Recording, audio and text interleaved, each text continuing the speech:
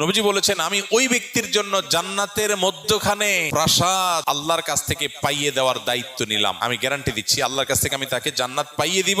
যে ব্যক্তি ঝগড়া করার উপলক্ষ তৈরি হওয়ার পরেও অন্যায়ভাবে তার উপরে জুলুম করা হচ্ছে, তারপরে সে কথা বাড়াচ্ছে না কেন, ঝগড়া বাড়বে সেজন্য। সে নিজেকে নিয়ন্ত্রণ করছে, মুখ বুজে চলে আসছে, কথা বাড়াই নাই, পুরা উল্টা পাল্টা বলতেছে, পুরা অন্যায় করতেছে। চাইলেই এখানে এটাকে নিয়ে সামনে বাড়ায় ঝগড়া করা যায়, কিন্তু সে ঝগড়াটা এড়াইতে চাচ্ছে, এই জন্য বলছে ভাই থাক, ঠিক আছে ভাই আপনি যা বুঝছেন ওকে। সে সামনে কথা বাড়াইতে চায় না। নিজের ন্যায়ের উপরে থাকা সত্ত্বেও, ন্যায়ের উপরে থাকলে সাধারণত একটু ঝগড়া করতে বেশি মন চায় না। শয়তান তখন উস্কায়, শয়তান বলে যে এই তুমি চুপ থাকবা, কি দুঃখে মিয়া। সে তো উল্টা পাল্টা কথা বলতেছে। আরে এসব উল্টা কথা মানা যায় নাকি? ঝগড়া করার পর কেউ জিজ্ঞেস করে ভাই এত চেঁচাচেঁতি গেলে, আরে ভাই কি উল্টা পাল্টা কথা শোনেন না, মাথা ঠিক থাকে। শয়তান যুক্তি দেখায় না। কিন্তু ইমানদার, বুদ্ধিমান ইমানদার যে ওই যে জান্নাতে আল্লাহ নবীর দায়িত্ব নেওয়া প্রাসাদের মালিক হতে চায়, সে কি করবে? সে সবর করবে। সে দেখতেছে উল্টা পাল্টা হচ্ছে, দেখছে যে কথা বললে এখানে ঝগড়া হবে, ঝগড়া হলে আমার মেজাজটা গরম হবে, তার চাইতে বলে ভাই ঠিক আছে ভাই।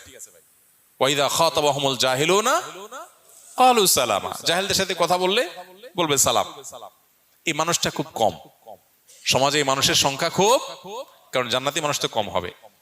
তাহলে এবার দেখেন, যৌক্তিক হোক, আপনার কথাটাই সঠিক, সে উল্টাপাল্টা বলতেছে, ফেসবুকে একজনের পোস্ট লিখছে, আর দেখলে মেজাজটা কি উল্টাপাল্টা কথা বলতেছে। এই জন্য আপনি কমেন্ট বক্সে গিয়া তার গোষ্ঠী উদ্ধার করে গালিগালাজ দিল, সে আবার আপনার গোষ্ঠী উদ্ধার করে, আপনি আবার তার দাদার গোষ্ঠী উদ্ধার করলেন। এভাবে আস্তে আস্তে সামনে বাড়তে থাকলো। বুদ্ধিমানের কাজ সম্ভব হলে যৌক্তিক ভাবে পারলে তাকে বুঝালাম, আর যদি মনে হয় বুঝাতে গিয়ে উল্টা বরং আমারই মেজাজ গরম হবে একটু পর, তার চাইতে ভালো বলবো ভাই ঠিক আছে আপনারটা নিয়ে আপনি থাকেন, মুস্কি হাসি দিয়ে চলে আসবো।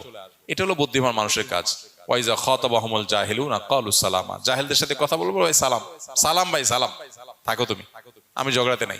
ইমানদারে তো ফালতু সময় না বসে বসে তেনা পেঁচাবে।